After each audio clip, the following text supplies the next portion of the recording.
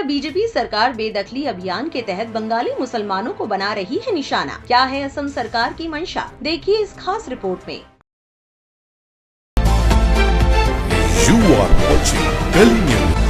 नफरत की आग देश के कुछ हिस्सों में इस हद तक पहुंच चुकी है, अब राजनीतिक पार्टियां भी अपनी सत्ता बचाने के लिए अपनी सारी सीमाएं लांघ रहे हैं। असम में इसकी एक मिसाल देखने को मिली है। अवैध संपत्ति के नाम पर पिछले कुछ दिनों में हजारों की तादाद में लोगों को अपने मकान छोड़ने पड़े, क्योंकि उनके घरों पर बुलडोजर चला दिया गया।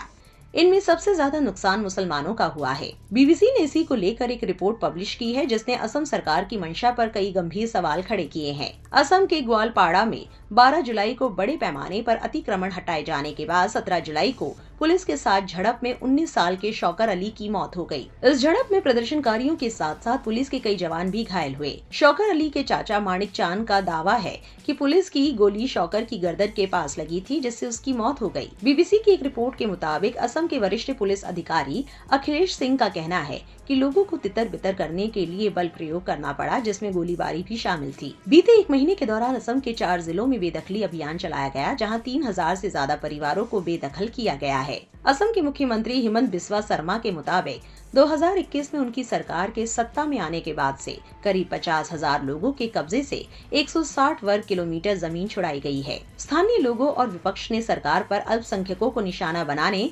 और मतदाता सूची से बाहर करने की साजिश का आरोप लगाया है। राज्य सरकार ने बेदखली को जनसांख्यिकीय संतुलन से जोड़ा है, जबकि वकीलों ने इसे कोर्ट के आदेश का उल्लंघन बताया है। ग्वालपाड़ा जिले के पाइकन रिजर्व फॉरेस्ट में भी ये बेदखली अभियान जारी है।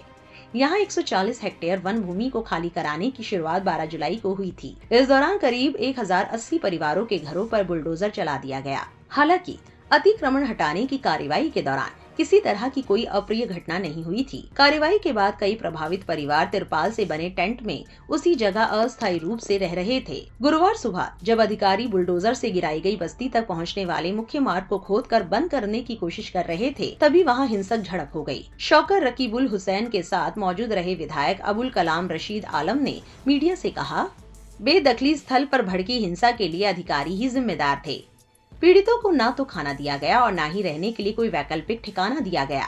दरअसल इस बुलडोजर अभियान के बाद गरीब और असहाय पीड़ितों की मदद के लिए कुछ लोग खाने पीने का सामान पहुंचा रहे थे, लेकिन सड़क खोदने से वहां तक पहुंचना मुश्किल हो गया। जब प्रभावित लोगों ने इसका विरोध किया तो माहौल बिगड़ गया। इस बीच पुलिस ने गोलीबारी की, जिसमें शौकर अली नाम के एक युवक की मौत हो गई।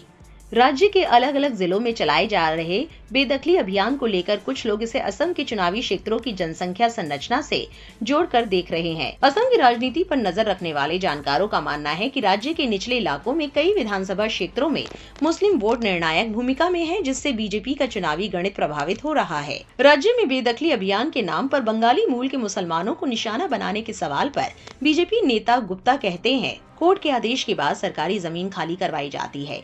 इसको लेकर जो लोग मुसलमानों को निशाना बनाने की बात कहते हैं, वो दरअसल हमारी पार्टी के खिलाफ राजनीतिक आरोप लगाते हैं। बीजेपी धर्म और भाषा के नाम पर राजनीति नहीं करती। हमारा मुसलमानों के साथ ना कोई झगड़ा है और ना ही उनसे कोई ईर्ष्या है। हमारे लिए सभी नागरिक बराबर हैं।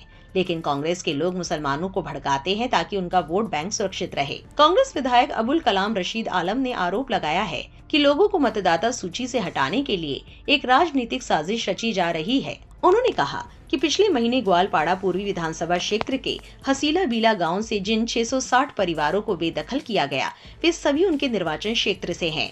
प्रशासन के लोगों ने उस सड़क को खोद डाला, जिससे मदद के तौर पर खाना और पानी मुहैया कराया जा रहा था। इस वजह से राहत कार्य ठप हो गया और जब लोग भड़क गए तो उन्होंने जान से मारने के लिए गोली चलाई। इस समय सोशल मीडिया पर बेदखली अभियान और विस्थापित परिवारों की तस्वीरें और वीडियो वायरल हो रही हैं, जिनमें महिलाएं रोते बिलखते दिखाई दे रही हैं। पीड़ितों का आरोप है कि मुख्यमंत्री हिमंत बिस्वा शर्मा ने सालों से बसे लोगों के घरों पर बुलडोजर चलवा दिए। ग्वालपाड़ा समेत राज्य के अन्य हिस्सों में चलाए गए बेदखली अभियानों की जानकारी देते हुए मुख्यमंत्री हिमंत बिस्वा शर्मा ने एक प्रेस कॉन्फ्रेंस में बताया, असम में अतिक्रमण की गई 40,000 एकड़ जमीन खाली कराई गई है, जो करीब 150 वर्ग किलोमीटर के बराबर है। ये चंडीगढ़ के क्षेत्रफल से भी अधिक है। मुख्यमंत्री का दावा है कि जिन लोगों से जमीन खाली कराई गई वे सभी भूमिहीन नहीं हैं। उन्होंने कहा, इन लोगों के पास एक विशिष्ट क्षेत्र में जमीन होती है और वे जंगल की भूमि पर कब्जा करने और निर्वाचन क्षेत्र की जनसांख्यिकी को बदलने के लिए एक नए क्षेत्र में चले जाते हैं।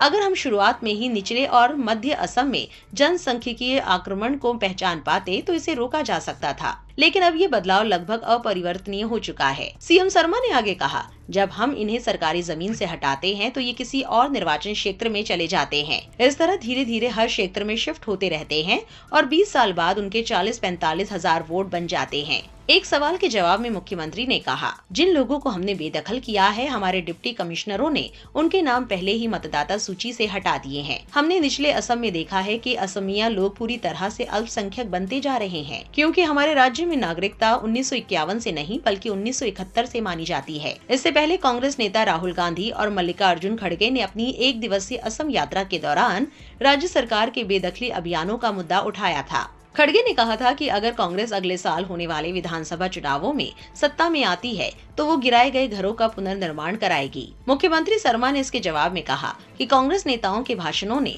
बेदखल परिवारों को उकसाया, जिसके बाद हिंसा हुई। आपकी इस पूरे मामले पर क्या राय है, कमेंट में जरूर लिखें और ऐसी और वायरल खबरों के लिए हमारे चैनल से जुड़े रहे।